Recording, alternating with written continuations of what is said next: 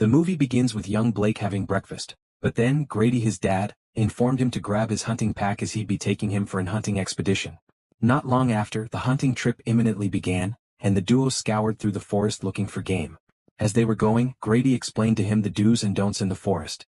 Blake was lost in admonition of the magnanimity of the forest, and this got Grady slightly pissed as he hasn't been paying attention all along. According to Grady, the forest is beautiful but also dangerous, and he can only survive if he knows exactly what to do. As they were still conversing, Grady sighted a deer close by, so he quietly took to his knees, but when he was about to shoot, the deer went out of sight. On turning back, he couldn't find Blake any longer, not knowing Blake kept on following the deer at close call. He took his position beneath a tree, but instead of the deer, he saw a strange-looking creature. On seeing this, he curiously started stepping back slowly, and on spur of moment, his dad startled him, scolding him on why he would stray away in this dark forest in his lonesome. After scolding him intensely for quite a while, Grady started hearing growling from the forest deep. He wasn't sure of the nature of the creature lurking in the forest, so he told Blake to hide in a treehouse situated nearby. Grady also followed him there, and they hid carefully from whatever was hunting them. Blake was ultimately terrified while his dad aimed at the door ready to shoot. Few minutes later, Grady stood up to examine his surroundings, but no matter how far he looked he couldn't sight anything, so he used the scope on his gun to get a clearer view, and that was when he saw a decimated carcass of the deer they were hunting earlier on. He immediately figured there was a bigger predator at play, but he lied to his son it was a bear to prevent him from panicking. The duo were eventually able to return home safely that night, and Blake overheard his dad sending out a distress call. Grady told Dan on the phone that the mythical creature is real, insisting he saw it in his gun scope. He swore to hunt down the creature, and it was at this moment he unearthed Blake has been eavesdropping. 30 years later, Blake is now a full-grown man, and he is also giving birth to a beautiful daughter named Ginger. She was playing on the roadside refusing to get down, and just like his estranged father, he struggles constantly with his temper. Blake now lives in San Francisco with his family and Charlotte, being his prolific workaholic wife.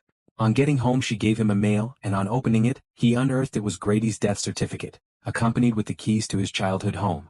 Charlotte was overly obsessed with her work, making her to neglect some of her duties. After ending her call, she nagged Blake for disturbing her while she was on call with her editor, but he waved it off and served them dinner. During dinner, he told them Grady has been officially declared deceased, due to the fact he has been missing for so long now, and this news attracted sympathy from his wife and daughter. The next day, after Charlotte concluded work for the day, she met Blake seating outside the courthouse. He gave her the lunch he brought for her, then he asked her a striking question. He inquired if she was happy with their current state, and the look on her face already answered the question. According to Blake, it has dawned on him that she and Ginger are the only family he has left, so he feels they should stop their incessant nagging, and try to be happy as a family while they're still here. He suggested it'll be good for all of them if they move to Oregon, his childhood home, and spend the entire summer on vacation there. She reluctantly agreed as she'd hate leaving behind the work she has so much passion for. The main reason she agreed was she felt she has been neglecting her daughter, so the trip is a chance for them to rekindle their relationship. The next day they imminently arrived at Oregon. Blake couldn't really remember the routes down to Grady's house, so he tried checking the map for directions, and it was at this moment Ginger noticed someone camped in the treehouse nearby. The man on sighting them, inquired where they were headed to, and as they conversed, Blake got to discover it was Derek, Dan's son.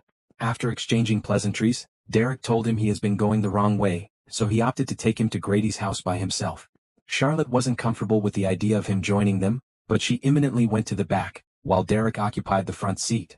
Night approached on their way going, so Derek used the opportunity to narrate to Blake on the things he has to come to terms with here. On spur of moment, Blake loses control of the steering as he sighted a weird creature on the road. Their truck plummeted into the forest and they were nearly unconscious.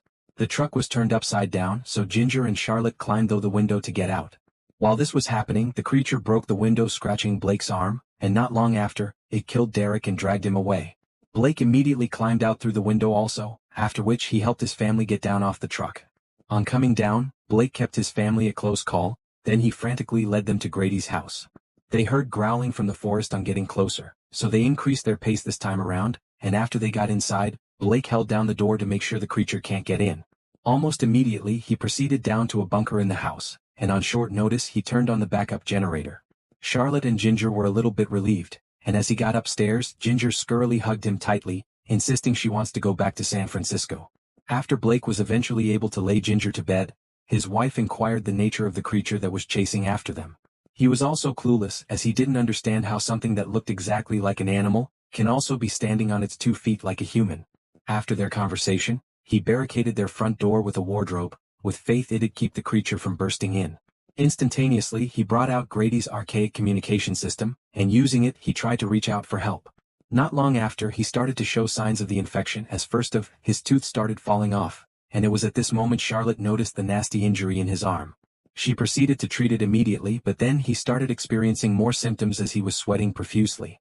He further experienced adverse effects as he started visualizing things that weren't there, and also he developed a heightened sense of hearing. He heard a loud banging from somewhere inside the room, so he got closer to ascertain where the noise was coming from, and to his immense astonishment, it was just a spider walking across the wall. On seeing this, he concluded a transformative twist was ongoing within him, and this gave him a panic attack.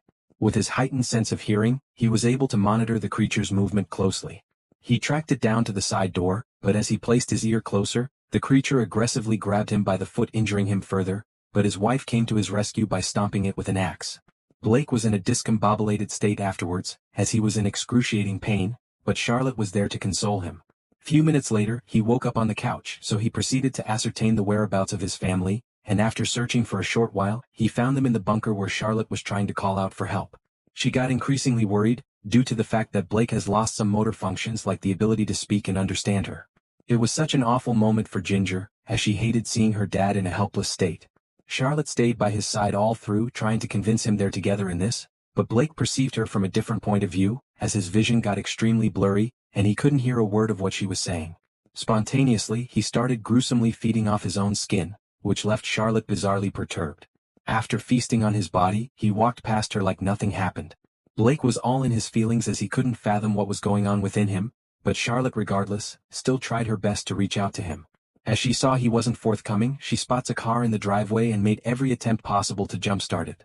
Ginger was inside the car with Blake, but his new look terrified her. Not long after, she succeeded in turning on the vehicle, but as they were about to drive away, the werewolf smashed through the windscreen, forcing them to abandon the car and seek refuge atop a greenhouse.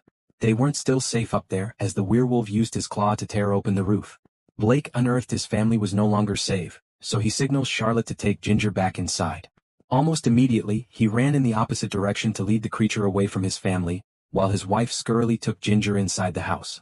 Ginger was immensely pissed at her for leaving her dad outside, but she explained he was only trying to protect her.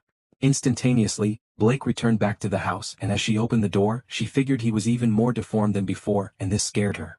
On getting in, he reached out a severed finger, then he limped towards them, which was even more frightening, but Charlotte kept her cool notwithstanding his terrifying nature. This singular act of hers alone made him back down, and he started regretting his actions. The other werewolf bursted in almost immediately, and the two lot engaged in a dauntingly ferocious battle. Charlotte saw he was losing out, so she stabbed the werewolf in its back, and this made it divert its attention to them. It was a face-off between Charlotte and the monster. Blake intercepted the creature not long after, but it knocked him out with ease.